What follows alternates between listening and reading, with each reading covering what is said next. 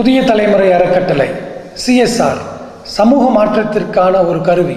இந்தியாவில் அனைத்து தரப்பு மக்களுக்கும் அடிப்படை வசதிகளும் பாதுகாப்பும் முன்னேற்றத்திற்கான வாய்ப்புகளும் அமைவது ஒரு பெரிய சவாலாக உள்ளது.